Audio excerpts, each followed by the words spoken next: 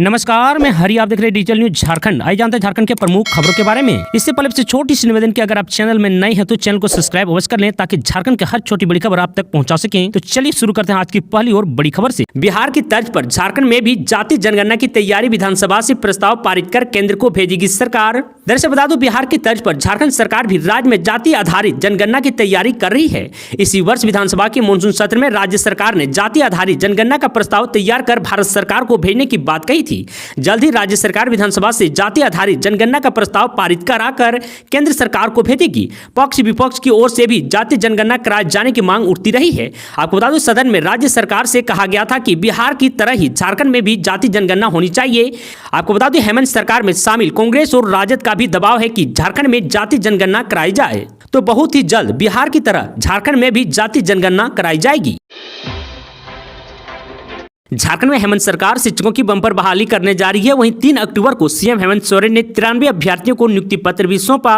दरअसल आपको बता दें, झारखंड के सीएम हेमंत सोरेन ने मंगलवार को रांची में आयोजित कार्यक्रम में झारखंड नगरपालिका सेवा के 47 सहायक अभियंताओं एवं वाणिज्य विभाग अंतर्गत लिपिक की सेवा संवर्ग के 40 निम्न वर्ग लिपिक के पद पर चयनित अभ्यर्थियों को नियुक्ति पत्र सौंपा। इस तरह मुख्यमंत्री ने कुल 93 अभ्यर्थियों को नियुक्ति पत्र दिया है। वहीं आपको बता दूं, मुख्यमंत्री हेमंत सोरेन ने कहा कि आने वाले दिनों में शिक्षक समेत विभिन्न विभागों में बड़ी संख्या में सरकारी बहाली होगी। इसके साथ ही सरकार रोजगार मेला के जरिए भी युवाओं को रोजगार दे रही है। उन्होंने कहा कि सरकारी नियुक्तियों के साथ साथ निजी क्षेत्र में भी बड़ी संख्या में स्थानीय युवक युवतियों को रोजगार से जोड़ा जा रहा है। आपको बता दूं, राज्य के कई जिलों में रोजगार मेला लगाकर कहीं 10 तो कहीं 12,000 युवक युवतियों के बीच नियुक्ति पत्र बांटे गए हैं। आपको बता दूं, सीएम ने कहा कि नियुक्ति पत्र बांटने का सिलसिला यूं ही जारी रहेगा। 8 अक्टूबर तक झारखंड में होगी भारी बारिश, मौसम विभाग ने जारी किया अलर्ट। दरअसल बता दूं, झारखंड में 8 अक्टूबर तक गरज के साथ हल्के से मध्य दर्ज की बारिश की संभावना है। मौसम विभाग ने 5 अक्टूबर तक येलो अलर्ट जारी कर दिया है। 3 अक्टूबर और 4 अक्टूबर को राज्य के सभी हिस्सों में भारी बारिश की संभावना जाहिर की है। जिन इलाकों में बारिश की संभावना है उसमें सिमडेगा, सरायकेला, खरसावां, पूर्वी और पश्चिमी सिंहभूम सहित कई इलाके में हल्के से मध्य दर्ज की बारिश हो सकती है। इसी तरह मौसम का मिजाज 8 अक्टूबर तक बना रह सकता है। आपको बता दूं, मौसम विभाग ने वज्रपात को लेकर भी अलर्ट जारी किया है। राज्य के कई हिस्से में वज्रपात से नुकसान हुआ है। मौसम विभाग ने इस दौरान लोगों को सतर्क रहने की अपील की है। तेज बारिश के दौरान पेड़ के नीचे रहने, बिजली के खंभे के नीचे रहने और बारिश में फोन का इस्तेमाल करने से मना किया है। राजधानी रांची में भारी बारिश की वजह से सड़कों पर भी पानी भर गया है। 6 अक्टूबर से लेकर 8 अक्टूबर तक बारिश की संभावना है। झारखंड में बढ़ रहा है डेंगू का प्रकोप, लापरवाह हो रहा है स्वास्थ्य विभाग। दरअसल बता दूं, सरकारी आंकड़ों के मुताबिक राज्य में डेंगू के 51 सक्रिय मरीज है, जिसमें सबसे ज्यादा पूर्वी सिंहभूम में है। धनबाद में डेंगू के 42, देवघर में 21, दुमका में 9, सरायकेला में 8 और गुमला में 1 मरीज शामिल है। इधर राज्य में अब तक डेंगू से 1588 मरीज पीड़ित हुए हैं। आपको बता दूं, इसमें पूर्वी सिंहभूम में 1019 मरीज डेंगू की चपेट में आए हैं। इसके अलावा सरायकेला में 209, रांची में 76, दुमका में 51, हजारीबाग में 43, धनबाद में 42, देवघर में 27 और गिरिडीह में 22 मरीज हैं। अन्य जिलों में इससे कम डेंगू पीड़ित मरीज मिले हैं। वहीं आपको बता दूं, देवघर में रविवार को 14 नए संभावित डेंगू मरीजों की पहचान हुई है। इसमें एक जुमई जिले की है। इसकी सूचना निजी अस्पताल व क्लिनिक की ओर से स्वास्थ्य विभाग को दिया गया है। इसके साथ ही जिले में अब संदिग्ध मरीजों की संख्या बढ़कर 338 हो गई है, जबकि अन्य जिले व राज्य के 76 मरीजों की संख्या हो गई है। हेमंत कार्यकाल के 4 साल में नहीं आए नियुक्ति वर्ष, हम देंगे नौकरी, बाबूलाल मरांडी। दरअसल बता दूं, पलामू के पांकी में संकल्प यात्रा के दौरान जनसभा को संबोधित करते हुए प्रदेश बीजेपी अध्यक्ष बाबूलाल मरांडी ने राज्य की हेमंत सोरेन सरकार को बेरोजगारी के मुद्दे पर घेरा। बाबूलाल मरांडी ने कहा कि हेमंत कार्यकाल के 4 साल बीतने को है, लेकिन उनका नियुक्ति वर्ष नहीं आया। उन्होंने कहा कि भारतीय जनता पार्टी ही अब झारखंड के युवाओं को नौकरी देगी।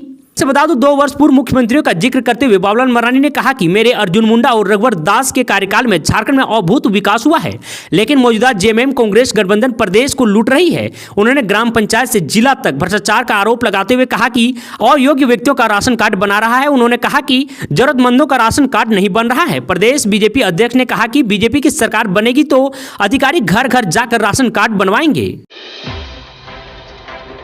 रेतिया समाज के लोगों ने दी चेतावनी, आदिवासी का दर्जा नहीं मिला तो रांची से लेकर दिल्ली तक होगा महाआंदोलन। दरअसल बता दूं, गुमला में आयोजित महासम्मेलन में शामिल 5 राज्य झारखंड, उड़ीसा, छत्तीसगढ़, बंगाल व आसाम के रेतिया जाति के लोगों ने हुंकार भरी है। समाज के लोगों ने सरकार को चेताते हुए कहा कि अगर रेतिया जाति को आदिवासी का दर्जा नहीं मिला तो रांची से लेकर दिल्ली तक महाआंदोलन होगा। वहीं कहा कि नजदीकी में लोकसभा चुनाव है, कई संसदीय क्षेत्र के सीटों को रेतिया जाति प्रभावित कर सकती है। चुनाव से पहले रेतिया जाति को आदिवासी का दर्जा देने के संबंध में सरकार से ठोस निर्णय लेने की मांग की है। वहीं बख्तर साहिबा मुंडन सिंह सभागार में आयोजित महासम्मेलन में अखिल भारतीय रेतिया समाज विकास परिषद के केंद्रीय अध्यक्ष लालदेव सिंह ने कहा कि भारी बारिश के बावजूद हमारे समाज के लोग भारी संख्या में एकत्रित होकर संकल्प यात्रा को सफल बनाएं, इसके लिए आप सभी बधाई के पात्र हैं। कहा कि रेतिया समाज के लोगों को हमेशा से छला जा रहा है, जिससे समाज में काफी आक्रोश है। अब रेतिया समाज के लोग जागरूक हो चुके हैं। आज हमने अपने संगठन की ताकत इस कार्यक्रम के माध्यम से दिखा दिया है। हमारी मांग जायज है, सरकार हमें आदिवासी का दर्जा दें। झारखंड में कुपोषित बच्चों व एनीमिया पीड़ित महिलाओं का होगा सर्वे। कुपोषण से मुक्ति को लेकर बैठक में बनी नई रणनीति। दरअसल बता दूं, महिला बाल विकास एवं सामाजिक सुरक्षा विभाग की राज्य अनुसरण एवं क्रियान्वयन समिति की बैठक मंगलवार को प्रोजेक्ट भवन सभागार में हुई। महिला बाल विकास एवं महिला सुरक्षा विभाग के सचिव कृपानंद झा ने कहा कि झारखंड में कुपोषित बच्चों और एनीमिया पीड़ित महिलाओं का सर्वे कर उनकी पहचान करें और हेल्थ वर्कर्स इनके स्वास्थ्य की जाँच कर डेटा तैयार करें। उन्होंने कहा कि बच्चे व परिवार देश के भविष्य होते हैं। बच्चों को कुपोषण से बचाना राज्य सरकार की प्राथमिकता है। बच्चों को कुपोषण से बचाने के लिए विभाग पूरी तत्परता और प्रतिस्पर्धा से काम कर रही है। तो वहीं आपको बता दूं, राज्य को हर हाल में कुपोषण मुक्त करने की दिशा में कार्य करना है। इसके लिए राज्य के आंगनबाड़ी केंद्रों में बच्चों को गुणवत्ता पूर्वक पौष्टिक आहार उपलब्ध कराएं। इसके साथ ही बच्चों के शारीरिक और मानसिक विकास को लेकर विभाग द्वारा संचालित सभी योजनाओं को प्रतिस्पर्धा के साथ लागू करें, तभी झारखंड को कुपोषण मुक्त बनाया जा सकता है। पारा शिक्षक पहुंचे थे जेएमएम कार्यालय, बारिश से बचने के लिए नहीं मिली छत। नाराज शिक्षक बोले हमें बाहर निकाला, हम भी सरकार को बाहर निकालेंगे। दरअसल बता दो, पारा शिक्षक वेतनमान बढ़ाने की मांग को लेकर आंदोलन कर रहे हैं। कल कांग्रेस दफ्तर के बाहर विरोध प्रदर्शन करने के बाद पारा शिक्षकों ने झारखंड मुक्ति मोर्चा के दफ्तर में विरोध प्रदर्शन की रणनीति बनाई थी। पारा शिक्षकों ने कहा कि बारिश तेज थी, इसलिए हम दफ्तर के अंदर चले गए, लेकिन पार्टी के केंद्रीय महासचिव विनोद पांडे ने उन्हें दफ्तर से बाहर निकाल दिया। दरअसल बता दो, बारिश में पारा शिक्षक दफ्तर से बाहर निकल गए। उन्होंने कहा कि हमारी सरकार क्या है, हम उन तक अपनी बात नहीं पहुंचा सकते। पारा शिक्षकों ने पहले भी सूचना दिया था, सरकार कहती है यह हमारी सरकार है, हमें बारिश में जो छत नहीं दे सकती वो काहे का सरकार है। तो वहीं पारा शिक्षकों ने कहा कि आज हमें बाहर निकाला है, कल हम भी सरकार को बाहर निकालेंगे। झारखंड में त्योहारों से पहले मांगे हुए एलपीजी गैस सिलेंडर। दरअसल बता दूं, भारत सरकार हर महीने एलपीजी की कीमतों का संशोधन करती है। एलपीजी की ये कीमतें अंतर्राष्ट्रीय बाजार के कच्चे तेल की कीमतों पर निर्भर करती है। वहीं आपको बता दूं, हर महीने की तरह इस महीने भी एलपीजी सिलेंडर की कीमतों में संशोधन हुआ है। इस महीने गैस की कीमतों में भारी उछाल देखने को मिल रहा है। जहां पिछले महीने गैस की कीमतों में बम्पर कटौती की गई थी, वहीं इस बार सरकार ने गैस की कीमतें बढ़ा दी है। हालांकि रसोई गैस की कीमतों में कोई खास बदलाव नहीं हुआ है। झारखंड में 19 किलोग्राम वाले कमर्शियल गैस सिलेंडर में 204 रुपये की बढ़ोतरी की है। जैसे बोकारो में 1889 रुपया था, उसमें से 204 रुपया की बढ़ोतरी की है तो 2093 रुपया हुआ है।